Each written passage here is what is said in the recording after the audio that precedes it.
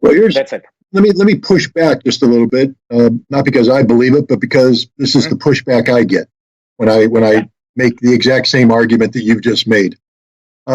Scott, the interwar period between World War One and the Second World War was a very difficult time in Central Europe.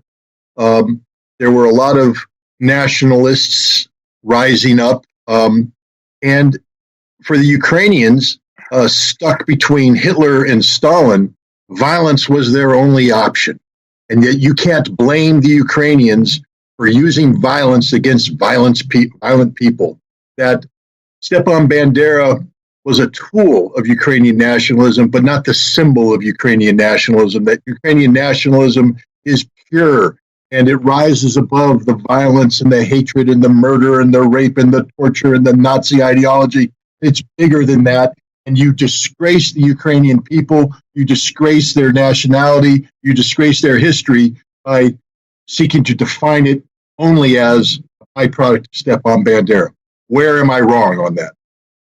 Or am I right? First of all, this is a clear example of whitewashing of Nazi ideology, because people who saying that, they don't know Ukrainian nationalism. They don't study that nationalism as we did.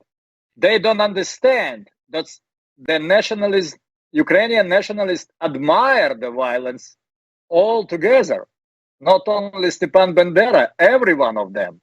And even that contemporary Ukrainian nationalists who live and reside in the United States, they admiring the violence, they admiring the act of terror as a tool to fight for their vision of Ukrainian independence. First of all, Ukraine never was independent. Ukraine, even from the start, as understanding the nation, when the Kazakh Zaporozhye siege movement and Bogdan Khmelnytsky, they fight against Pole, they fight against Crimean Tatars, and after that, when they understand they cannot win, they find a much better and stronger ally, Russian Tsar from Moscow Duchess.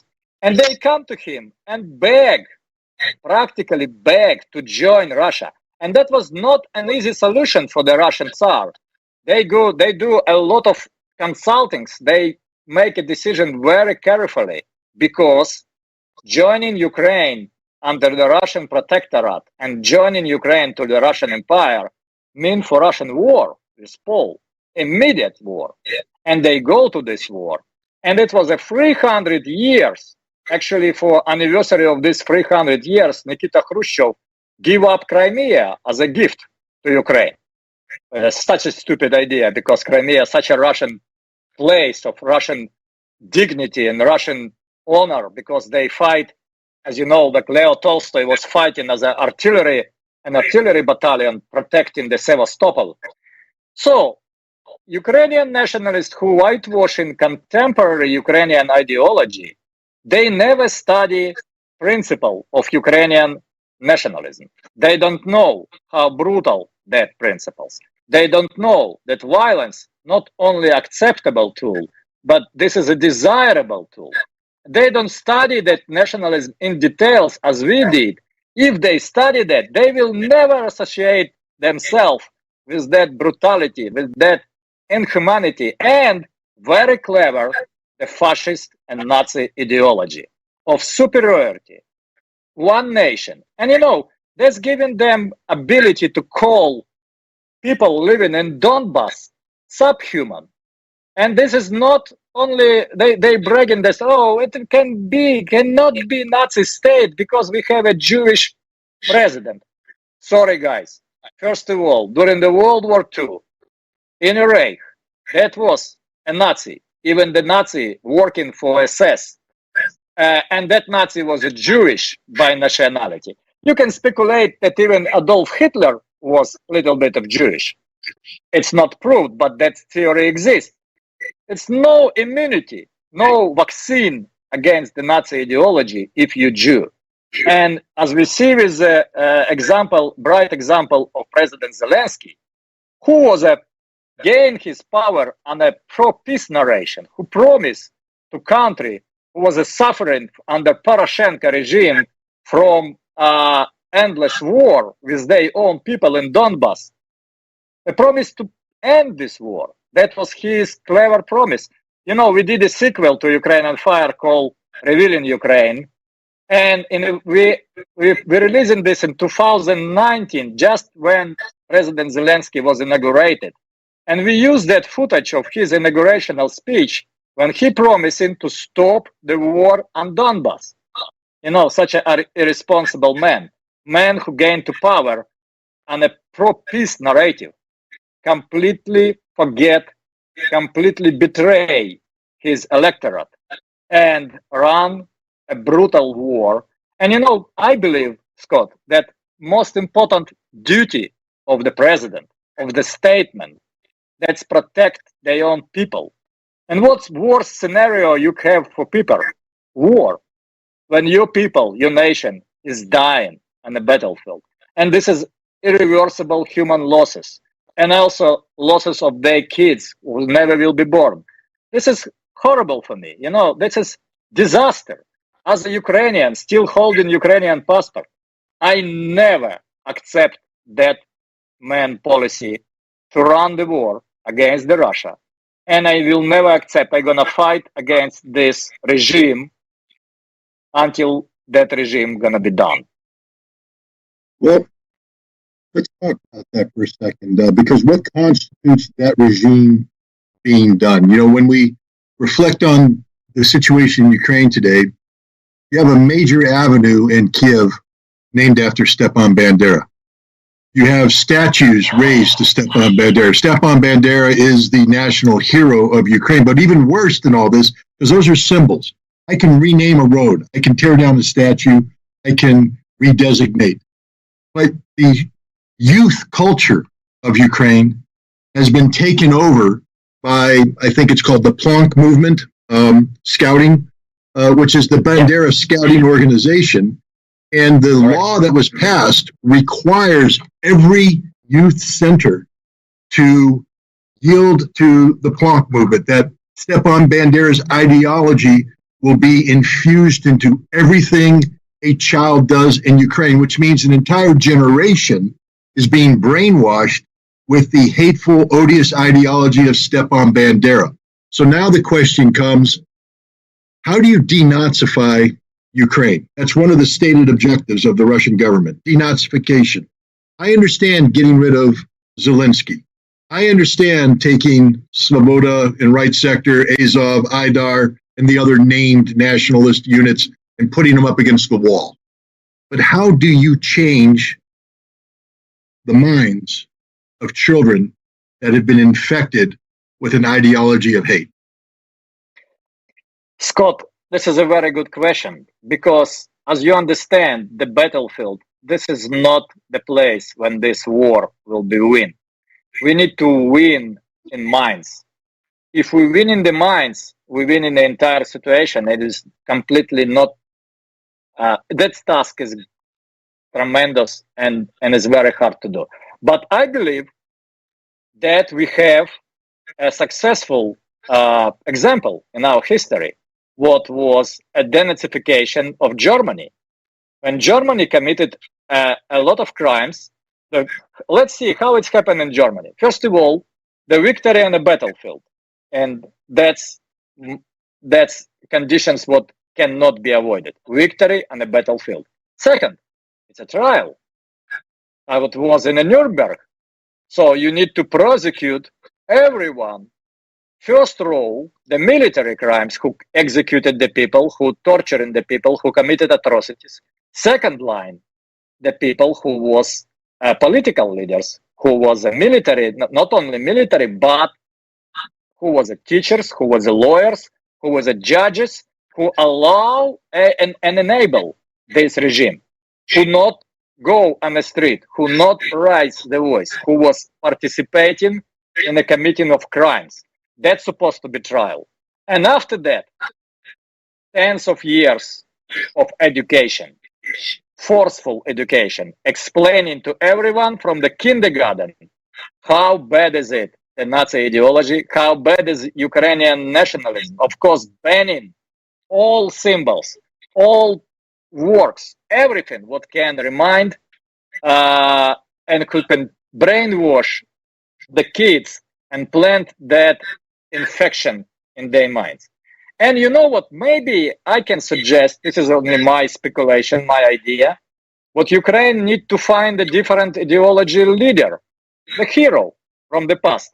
And Ukraine have a lot of good people who was leading that. In one controversial figure, what actually can substitute in the mind of Ukrainians the role of Stepan Bandera. That was Nestor Ivanovich Makhno, the great mind and a great anarchist who was during the civil war in Ukraine fighting against Petlura and fighting together with Russians even against the White Army. He was, of course, betrayed by communists and ran to Paris, but you know, he was not only like the commander on the field, he was also a philosopher, he was a writer, and he has entire ideology accessible to substitute ideology of Western part and the radical part of Ukrainian nationalism. I believe something like that can be also used. But this is last things, it is my clear speculation. Well, but this is a long way.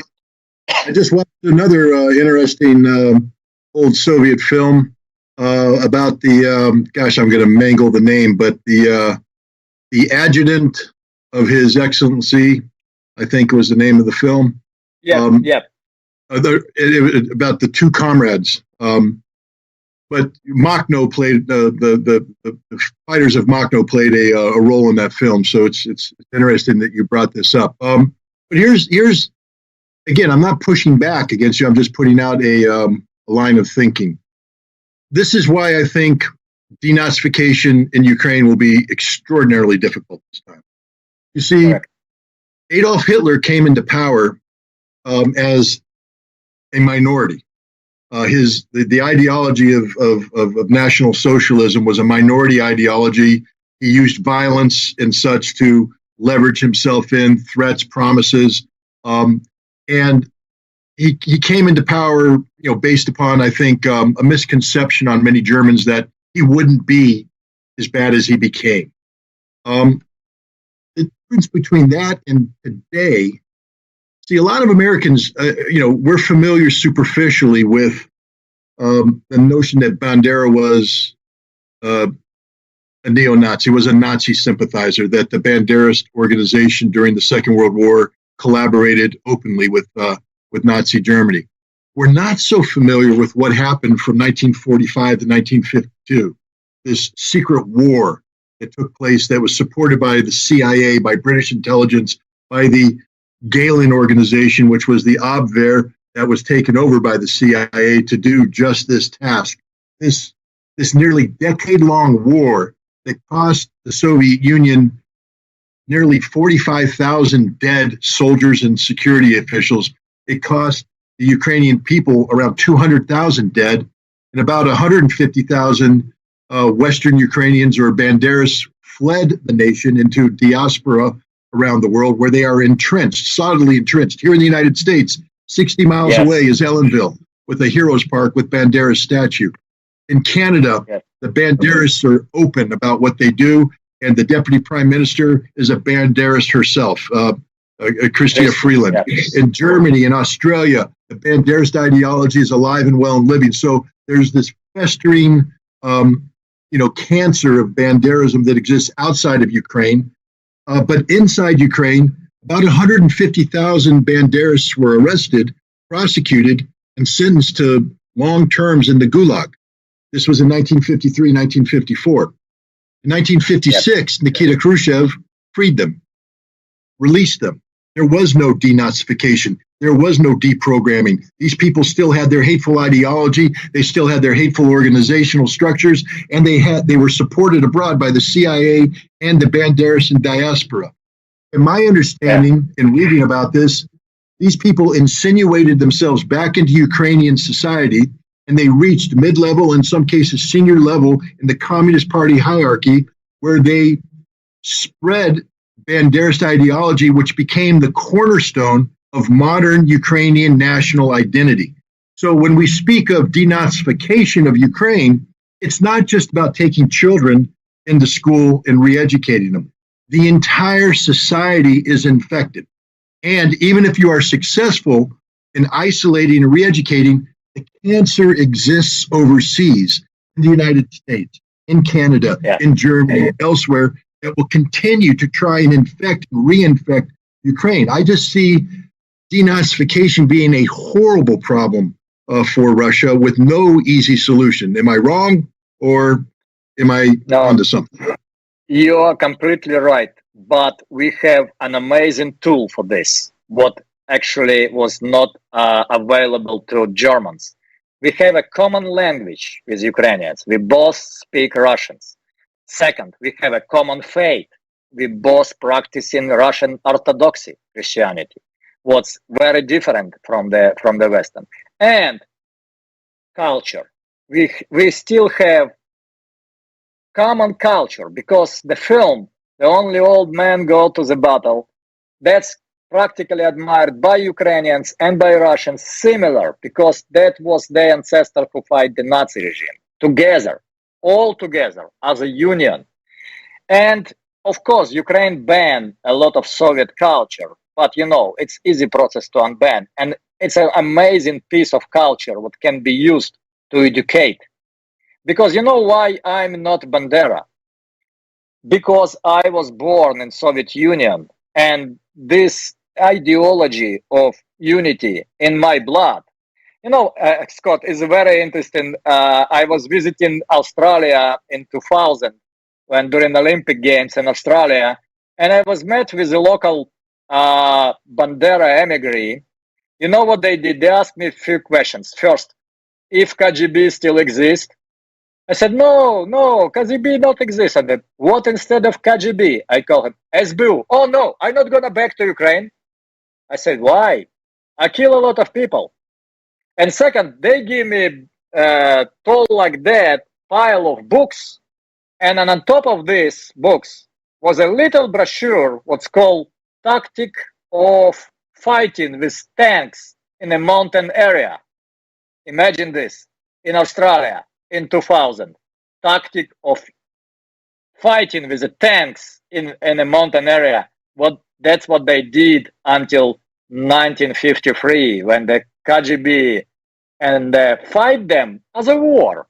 That was a war. But I believe in another Ukraine. Why I believe in another Ukraine? Look on a very, very bright example. Very, very opposition leader of Ukraine, Viktor Medvedchuk, was born in a family of Ukrainian nationalists in exile in Siberia. And he was educated, and he was never accepting Bandera ideology. He was all the time advocating, actually, and paid big price for that. He was detained, captured, detained, beaten, and tortured because of he not decline his principles. But he can do. A lot of Ukrainian members of parliament sweep the side like that, like Bogdan Khmelnytsky with the war with the Crimean Tatars and the Poles choosing the Russian side. But no Viktor Medvedchuk. So that's giving me understanding that is another Ukraine exists. Not Ukraine of Bandera, but Ukraine of Gogol, Ukraine of Kovpak, who was a great partisan movement leader, Ukrainian, who fight against Nazi and who win and win big. And others, Ukrainians, who was like, even Shevchenko and others whom they glorify and mythologize, they never was severe anti-Russians.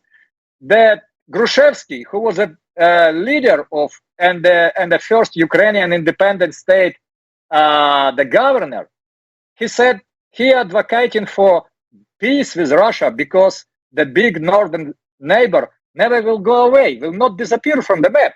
They need to accept the reality that Russia exists for 1,000 years and Russia will be here forever. And they need to understand. And you know what? As we interviewed Mr. Putin for Revealing Ukraine, he said very important message, what Ukrainians don't understand. We have a competitive advantages together as Russians and Ukrainians because we have a common language, we have a common culture, and we have a common faith. That can give us up to 10% of competition advantage with the West. because we can use our common language to be more competitive. Look on Ukrainian economy. This is no economy. This is only war economy. Oh, it's very interesting. I was hearing about the problems with the in artillery ammunition on the Russian side. But yesterday I read in American source that United States needed 6 years to refill our artillery shells of caliber of 155 because we practically send them all.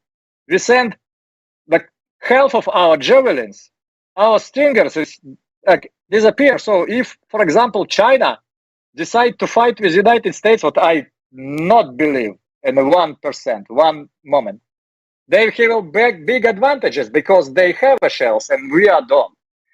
And arming Ukraine will never be an answer for this war. Never will be solution. This is a totally different situation because arming against Nazi, this is one thing. And arming the pro-Nazi, this is a completely another stuff. But you know what, Scott? Unfortunately, our country, United States, was all the time benefiting from the war abroad. And keeping the war abroad, that was a goal, and that was a business for people like Victoria Nuland, Blinken, Biden family, and others.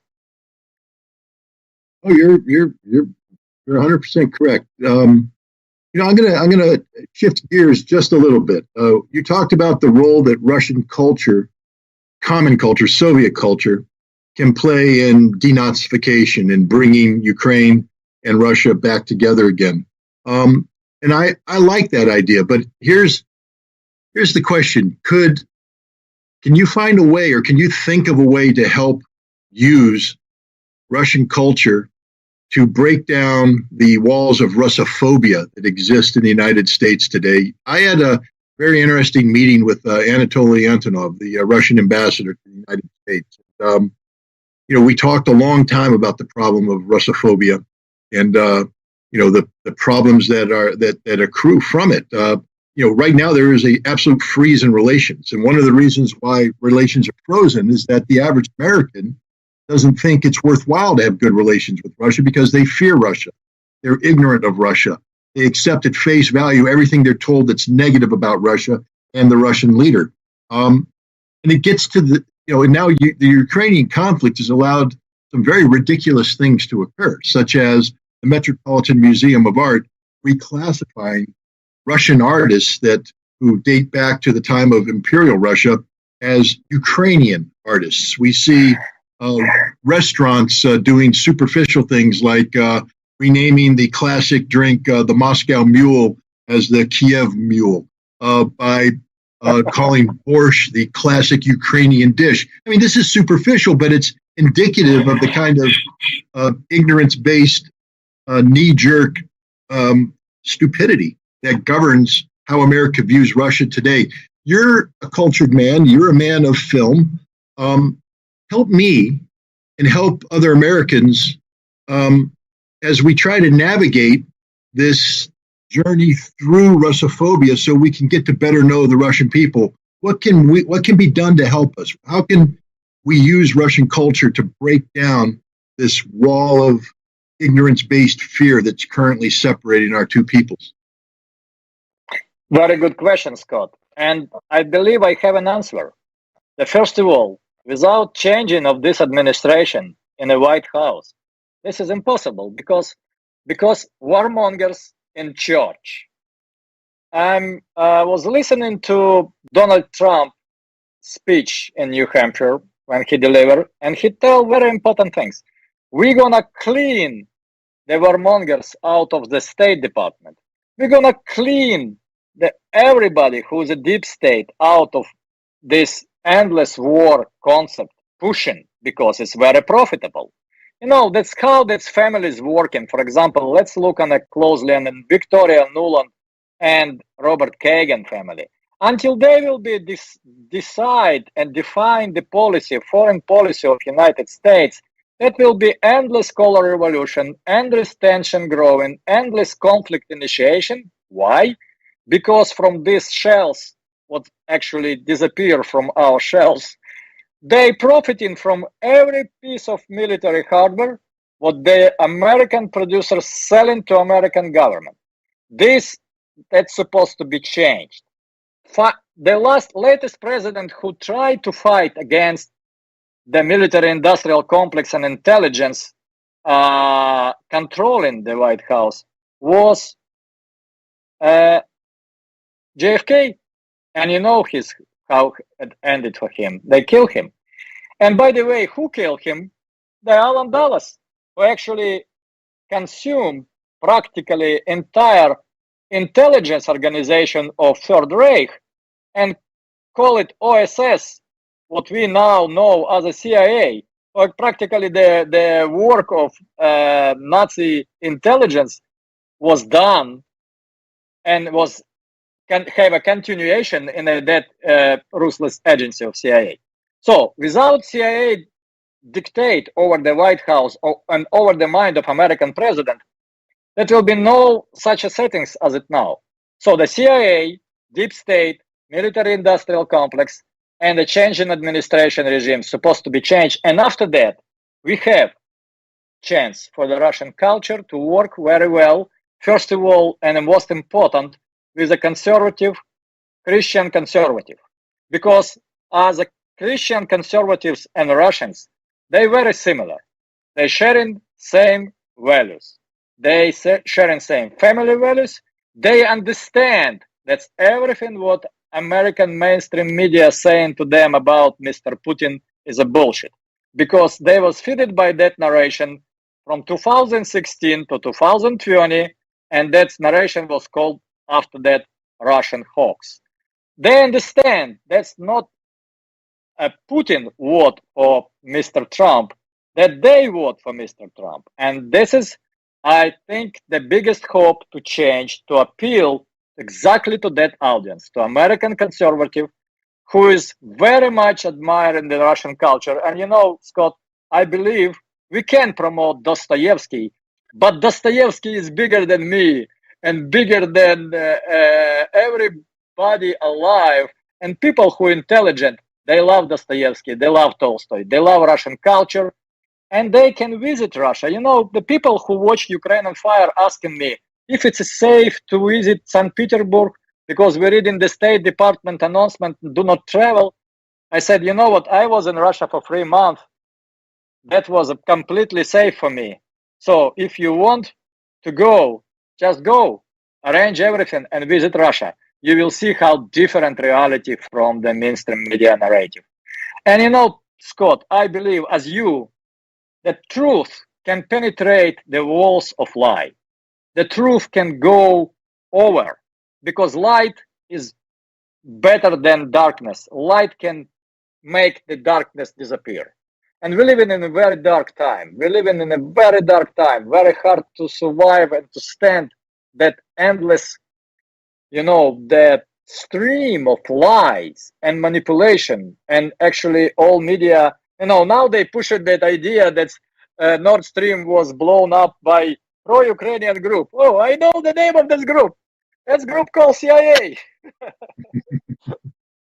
You're 100% correct on that last point. You know, I mean, look, this is going to be a difficult struggle here in the United States. As you know, we're a far different society than the Russian society. We, in addition to having a segment of traditional Christian, you know, people that embrace traditional Christian values, we have a significant progressive population who have the same protections rights as everybody else under the Constitution, and we can't carry out a de-wokeism strategy similar to denazification. The woke are allowed to have their opinion. So we have an uphill struggle. We have to find a way to win them over. You know, and I think Russian culture is the way to do it. And I think you are a warrior in this cause. And I thank you very much for coming on this program. And I'm going to butcher a Russian phrase here. Forgive me if I get it wrong, but мы работаем, брат. We're working, brother. Let's get the job done. Brother. Yeah. Thank you for coming on the show. I appreciate your time and your insights, and I look forward to hopefully talking with you again at some time in the future.